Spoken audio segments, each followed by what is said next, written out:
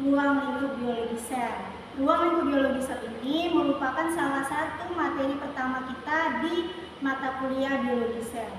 Adapun yang menjadi capaian pembelajaran kita hari ini adalah mahasiswa mampu menguraikan materi secara terperinci mengenai ruang lingkup biologi sel dan mengintegrasikannya ke dalam nilai-nilai agama, moral, dan etika. Konsep dasar dalam biologi sel adalah yang pertama kita harus mengetahui apa itu biologi. Biologi merupakan disiplin ilmu yang mempelajari tentang segala aspek kehidupan yang berkaitan dengan makhluk hidup dan segala hal-hal yang tidak bisa kita lihat maupun yang bisa kita lihat. Salah satunya adalah sel. Sel merupakan salah satu unit terkecil makhluk hidup yang memiliki kemampuan untuk menjalankan fungsi hidupnya secara mandiri dan mereplikasikan dirinya dengan baik, dan ini hanya bisa dilihat dengan mikroskop. Sel menjadi dua bagian, salah satunya adalah sel prokariot dan sel eukariot. Di dalam mata kuliah kita ini, salah satunya adalah biologi sel, itu merupakan ilmu yang mempelajari tentang sel.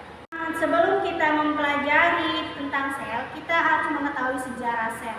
Sel ditemukan oleh Robert Hooke pada tahun 1667.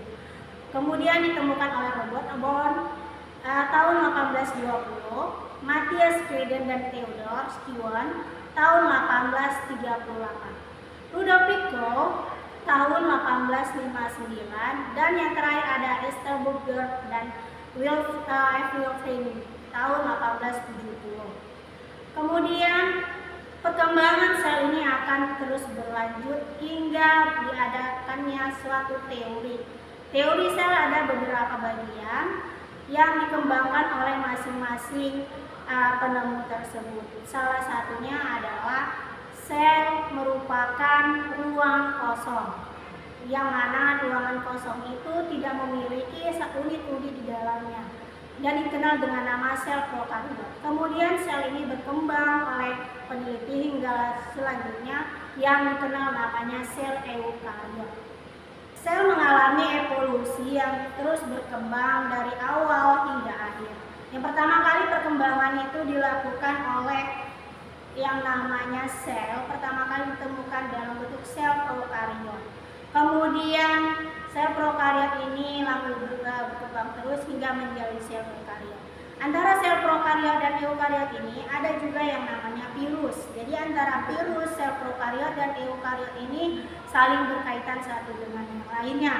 Yang pertama yang akan kita pelajari adalah sel prokariot. Sel prokariot merupakan salah satu sel unit terkecil dari makhluk hidup yang tidak memiliki membran inti.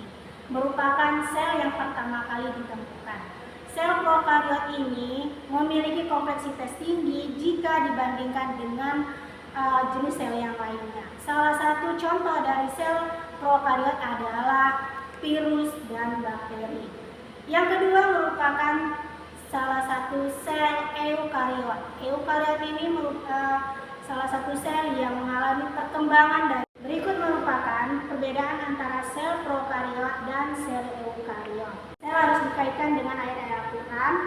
Salah satu di antaranya adalah Quran Surah Al-Mu'min ayat 12-14, Quran Surah An-Nur ayat 45, Quran Surah Al-Furqan ayat 2. Masing-masing surat ini memiliki penjelasan secara terperinci bagaimana sel itu berperan bagi penciptaan manusia. Sel itu merupakan salah satu ilmu yang mempelajari tentang unit terkecil dari makhluk hidup dan hanya bisa dilihat dengan menggunakan mikroskop.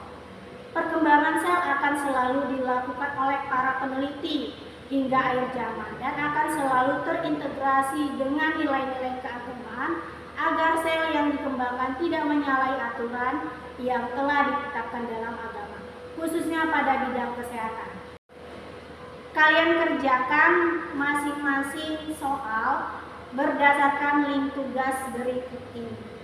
Demikianlah materi kita hari ini. Ibu akan mengakhiri pertemuan kita pada hari ini. Semoga ilmu yang kita dapatkan hari ini bisa kita bermanfaat. Assalamualaikum warahmatullahi wabarakatuh. warahmatullahi wabarakatuh.